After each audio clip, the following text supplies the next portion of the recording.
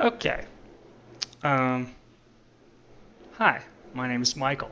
I make music under the name Disparity Bit. I'm in the middle of moving. The dishwasher's running. Don't worry about it. Not sure what you can hear, what you can see. Not concerned about it. I just wanted to kind of shoot from the hip today. Um, this is a React style video, I suppose. Um, I saw a video just recently, today. It was released today by Cameron over at the channel Venus Theory that I took a little bit of an issue with. Um, And I want to preface this by saying I watch Cameron's channel. I like Cameron's channel.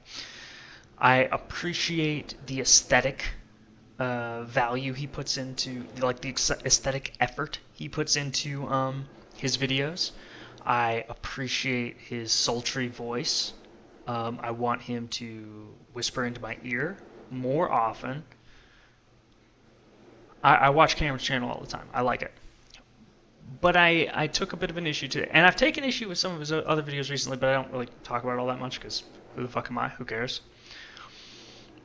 But today's video, the title was something like "The gear isn't the problem," and the premise of the video revolved around like you don't need a lot of gear to make music, basically, right? And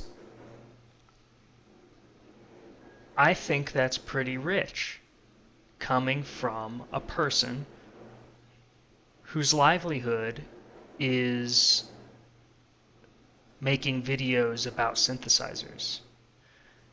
If you're if you're like a synthesizer YouTuber and your message is like, I have, I don't know, $30,000 worth of synthesizers and I make great music and I sell sample packs and shit like this, but you can do it all by yourself, champ. It just feels so fucking condescending, dude. Like, I don't know. I started my synthesizer journey with like an Akai computer controller or something like that. I had like Ableton Live Lite that came with it, and I was not good at it. And the process of getting from an MPD controller to the point where I have sequencers that I enjoy and that I know how to work with and that I can make good music with, it's a little bit of a journey. Now, I also want to comment on, I guess, the whole gear acquisition syndrome thing. And I guess I have a little bit of maybe a controversial perspective on that. The only people I see mention gear acquisition syndrome are people who make a living shilling gear on YouTube. Like, you might be part of the problem. I would like to see more content that is focused on process, that is focused on concepts.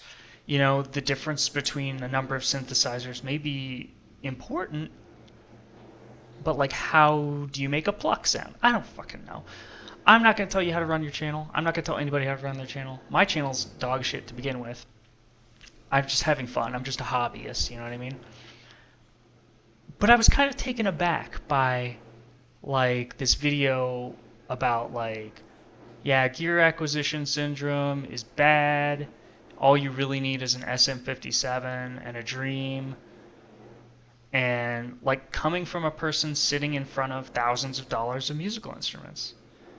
It feels insulting, and I just wanted to bring that up, bring that to Cameron's attention. Maybe, I don't know, or like to all your attention. Like, if you feel like you are subjected to gear acquisition syndrome, maybe it's because you're watching loop hop videos. I like loop hop videos. I watch loop hop videos. We all love the classic Nick Bat and like, Jeremy Blake and all that good stuff. But I don't know. This video is starting to get overly long. I'm just shooting from the hip today. I'm sorry. It's not going to be edited. It's not going to be well thought out. I'm open to criticism. I'm open to conversation on this point. I have nothing against any of these creators. I enjoy the fact that they exist. I'm glad that I can go onto YouTube and watch content about my hobby that I share with these people. I'm glad that I can see other people's workflows and perspectives. By the way, shout out to Ricky Tinez. Shout out to Ricky Tinez because his videos, perfect. Like, I want to make that kind of content. Ricky Tinez is a genius. But yeah, I'm glad all these people exist. I'm glad there's a variety and diversity in the content on YouTube about synthesizers and about music making in general. I just would encourage some reflection. And again, I'm open to conversation about this. It just caught me off guard. I watched the video like 3 times in a row to make sure, like, am I understanding the video correctly? And each time I felt reassured that it just kind of came off a little bit condescending. Um, I don't believe gear acquisition syndrome is real. I believe it's called being marketed things. You know what I mean? Commodity fetishism, if you want, where you're projecting a social status by having a certain thing. I've worked my well, synthesizer collection down to the point where I have like 5, and then I just collect sequencers now because sequencers are the part that I enjoy playing. Um, that's all I really have to say. I'm not going to edit this. I'm shooting from the hip again. I'm sorry, Cameron. Please don't hurt me. Please don't be mad at me. Please whisper in my ear. I love you. I love your content.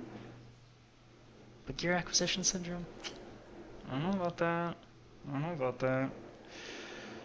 Sorry for the headphone mic. I'm in the process of moving. I don't know where my mic is.